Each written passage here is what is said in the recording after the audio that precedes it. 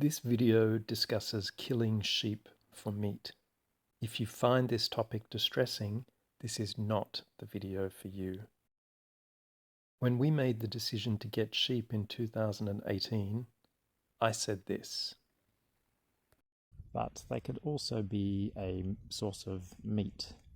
We eat lamb, we eat red meat, and as difficult as it would be, I feel comfortable with the idea of eating the lambs that we might produce here. And if I couldn't, for any reason, if I couldn't bring myself to do that, either to butcher them or to then consume the meat, I think that pretty much means I have to become a vegetarian. Certainly it means I can't eat lamb, because it's not okay to say, well, I can't eat my own animals, but I'm happy to eat somebody else's animals, and based on the ignorance that comes with that. These animals will have a nice life, a nice existence. I can ensure that they are treated well at all times, and I certainly can't say that in relation to animals that are produced off this farm and perhaps intensively produced. So at least here I've got some knowledge and assuredness that the animals have been treated well, and I think it's ethically right, if I'm going to eat meat, that I know where it's come from. Okay, so this doesn't express my feeling so well. I don't suggest that it's unethical to eat meat if you don't know where it is from. What I mean to say is that we have the very good fortune to have a bit of land on which we can keep animals of the kind that are raised for consumption. But with that good fortune comes some responsibility on many levels, actually, and meat is just one of them. The life experience of these animals is not different to any other of their kind. The main reason I might choose to consume the meat from those other animals over my own is because I can't face the reality of my own behaviour. And so having the animals forces me to confront, in my mind at least, a real ethical challenge. I have the opportunity to take responsibility for my decision in eating meat. The question is whether I'll do so or not. So it will be a real test to see whether or not I can actually do that. A hungry Chuck?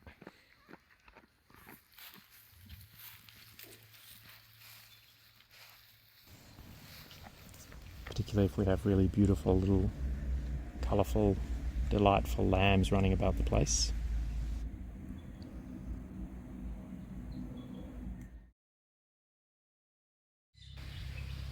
I think it's probably a generalized feeling. Bringing new life into the world, or receiving new life, or in any way being a part of new life, is probably the best day on a small holding. Dispatching life is undoubtedly the worst day. And it's not something I don't think anybody enjoys it. If you meet somebody who enjoys it, probably don't associate with that person.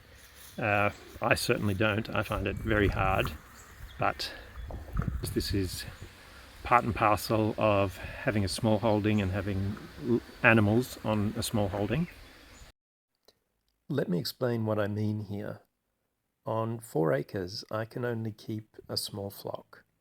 Breeding a ewe and having lambs in the flock is just a beautiful experience, and I'm sure the flock is all the healthier and happier for it too.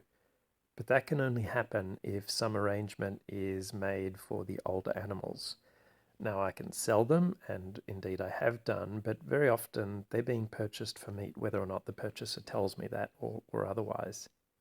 I could obviously just allow them to age and die here on the property naturally, but I'll just end up with an aging and a relatively less healthy flock, and that will create problems all of its own, quite apart from the fact that that option just seems to me such a waste of a really good resource that I have here on the Smallholding. In terms of how the cull and butchering is done, that's not something I'm going to show in this video. Suffice it to say, there are very few options other than doing it yourself. On such a small operation like ours, it is basically limited to using a mobile butcher who will come to our property and do the cull for us.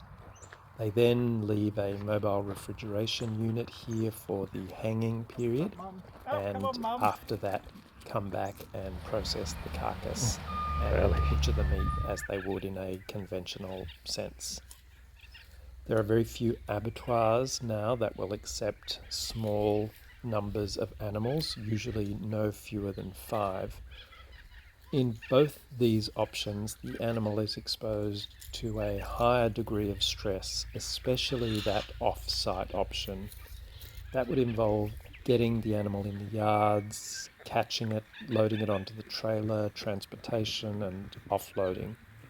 In both cases, the process is largely out of my hands. Apart from that concern, though, is that in both those cases, I would effectively be outsourcing the most unpleasant aspect of the whole process and not taking up the opportunity that I have to be responsible for my choices. For me, an important part of having smallholding is so that I can take back some of that responsibility and some of the control for meeting my own needs and wants. This is an aspect of self-sufficiency, and this is what it looks like. This isn't the video to discuss it, but I believe that there is more to self-sufficiency than just mere sustenance. Self-sufficiency is conducive to a state of mind which, I think, has an impact on how we situate ourselves in the world. I plan to talk more about this in a future video. So, this sheep was culled and butchered here on our smallholding by me.